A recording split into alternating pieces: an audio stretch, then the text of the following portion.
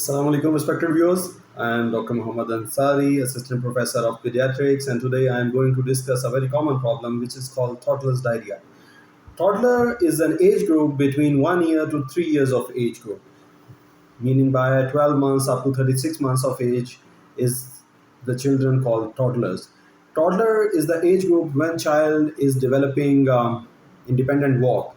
Child has gained lying posture. Instead of lying posture, the child has gained now standing posture. The child is able to walk from places to places. Initially, he might be cruising. Cruising means walking with support of furnitures. Taking support of furniture, the child is cruising from places to places, but ultimately at 15 months or 16 months of age the child can walk independently. So now the posture from the line, the child has gained an upright posture.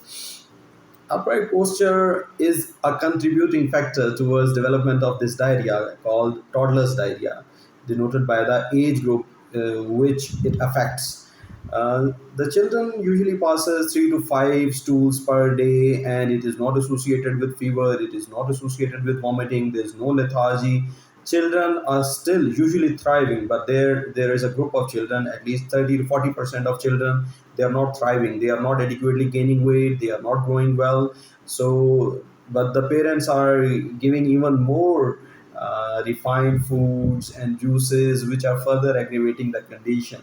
Here, I have given you the hint why children develop this toddler's diarrhea. The toddler diarrhea is presumed to be caused by overconsumption of sorbitol, refined sugars in the form of juices, chocolate milks, consumption of candies, chocolates, toffees, cakes, and things which contain sugar, sucrose, sorbitol, lactose. The juices contain great amount of sorbitol, which causes this toddler's diarrhea.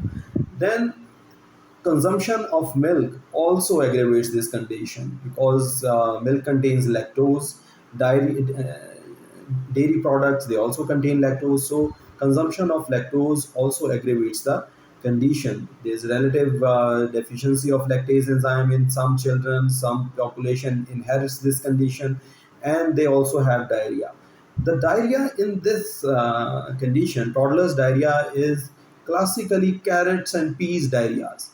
Carrots and peas diarrheas, the children, this is another cause of this toddler's diarrhea because children, they don't chew, they don't have molars, they have developing premolars, so they have tenderness in the premolar and molar area. They have pain and they are not chewing their food. So what they are doing is they are just swallowing it in smaller pieces. They are just swallowing the fruits, they are swallowing the vegetables, they are swallowing the bread. They are not chewing it, they are not churning it in the mouth. So when these larger pieces they reach to the stomach and intestine, they are not well absorbed, they are not well digested and fragmented. So they passes like this in the stool. And the contributing factor of this intestinal hurry, we call it decreased intestinal transit time or intestinal hurry, is consumption of sugar containing foods, sugar containing juices and fluids.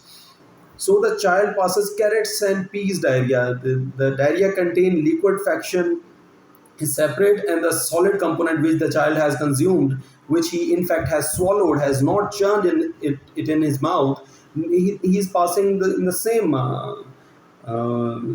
way. The small pieces like carrots and peas, like carrot pea soup diarrhea, is also another name for it. Carrot pea soup diarrhea. There are carrots and peas, and there is thick liquid base, which is pathognomonic of toddler's diarrhea. The child will not have any germs, any pus cells, any blood in the stool on examination under microscope.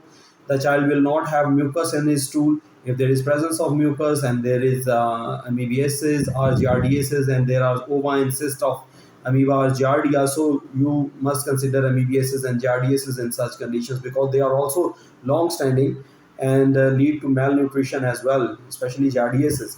But if the child is thriving and the child is not malnourished and stool RE is normal and the child history is consistent and their food intake contains sugar containing fluids as well as candies, toffees, and sugar containing foods, other foods, and mother is also adding added sugar in the milk or something, then we need to avoid, tell them to avoid these things. Number two,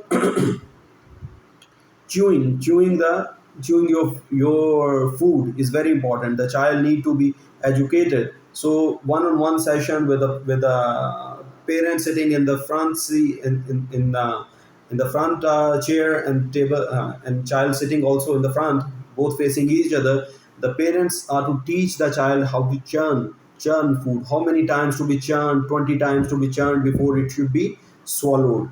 Okay, every time the child, any child who has diarrhea in this age group and is having long standing diarrhea, not associated with fever, not associated with vomiting, not associated with failure to thrive, and it doesn't contain, the stool doesn't contain mucus or blood or anything, then one must suspect toddler's diarrhea. Toddler's diarrhea is a very frequent finding in our community, and many parents, they go right and left and they consult many physicians for this toddler diarrhea, and rarely they get the diagnosis. And ultimately somebody tells them to use the mint, and somebody tells them some other herbal way of adding something to the milk of the child, stopping the milk, stopping the sucrose containing or glucose containing or any sorbitol or any kind of sugar containing liquids or foods from the diet, and teach your child how to churn, how to